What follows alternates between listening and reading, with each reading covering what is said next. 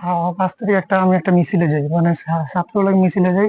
যাওয়ার সময় হলিস্টান জিরো পয়েন্টের বগলে আমাদের বলে আক্রমণ করে পুলিশ, আওয়ামী লীগের লোক। তারপর আমাদের মানে আক্রমণ চালায়, অনেকগুলো মানুষই ওই জায়গায় আহত হয়েছিল। আমাদের সাথে মানে সর্বশেষ অবস্থা অনেক খারাপ, মানে আমার পক্ষে তো আর এটা ইয়া করা সম্ভব হইতেছে না।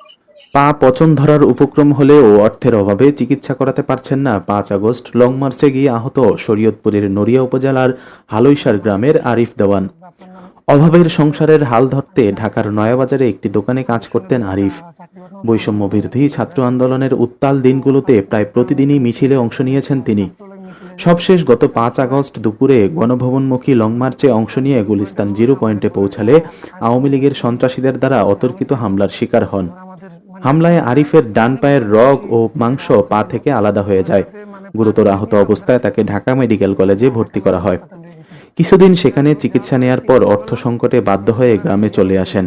বর্তমানে ক্ষত স্থানে ঘা হয়ে পচন ধরার উপক্রম হয়েছে। চিকিৎসক জানিয়েছেন, সঠিকভাবে উন্নত চিকিৎসা করাতে না পারলে স্বাভাবিক জীবনে ফিরতে পারবেন না আরিফ। আমার নাম আরিফ হোসেন, আপনার নাম হানিফ দেওয়ান। আমি ঢাকা একটা কনভেকশনের দোকানে চাকরি করতাম, সামান্য বেতন। 5 তারিখ আমি একটা মিছিলে যাই, মানে ছাত্রলীগ মিছিলে যাই। যাওয়ার সময়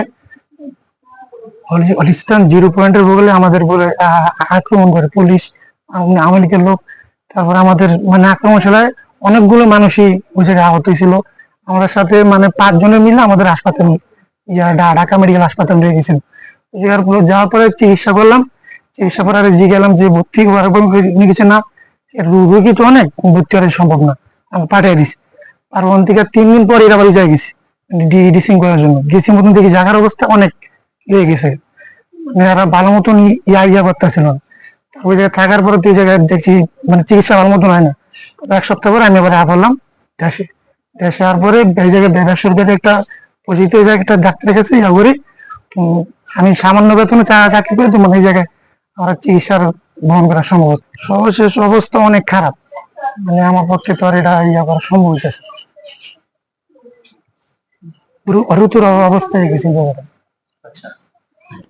পরিবারের একমাত্র ছেলের এমন পরিস্থিতিতে দিশেহারা দিনমজুর বাবা হানিফ দেওয়ান জানালেন, অভাবের সংসারে যেখানে দৈনন্দিন চাহিদা মেটানোই কষ্টকর, সেখানে ছেলেকে সঠিক চিকিৎসা করানো কোনোভাবেই সম্ভব হচ্ছে না। তখন অনেক চিকিৎসা নেওয়ার পরে আমি দেশে নিয়ে এলাম। দেশে আইনা ওই বাচ্চা স্যারকে দেখাইতেছি, আজকে পরে 1 মাস 6 দিন হয়ে গেছে গা। হ্যাঁ কইতে আছে যে এটা অপারেশন করতে হইব, অপারেশন করে অন্য জায়গা থেকে মাংস আইন না ওই জায়গায় গাদা ভরতে হইব, এটা বহু সময় লাগবে। তখন মনে করেন আমি কাজ টাজ করে খাই, অর্থসম্বন্ধী মানুষ, তো আমি কি করি আর, আমি খুবই দুর্বল আর কি, এই আমার কথা। ইতিমধ্যে আরিফের চিকিৎসার জন্য সহযোগিতা করেছেন স্থানীয় এক চিকিৎসক সহ কয়েকজন যুবক। তবে বর্তমান সরকারের কাছে আরিফের সঠিক চিকিৎসার জন্য প্রয়োজনীয় পদক্ষেপ নেওয়ার দাবি জানিয়েছেন তারা। দেশের জন্য জীবন বাজি রেখে আন্দোলন করা আরিফদের আত্মত্যাগ যেন আমরা ভুলে না যাই। বৈষম্যমুক্ত নতুন বাংলাদেশ গড়ার প্রত্যয় নিয়ে যারা দেশের জন্য অবদান রাখলেন, তারা যেন যথাযোগ্য সম্মান ও মর্যাদা পান, এমনটাই প্রত্যাশা সবার।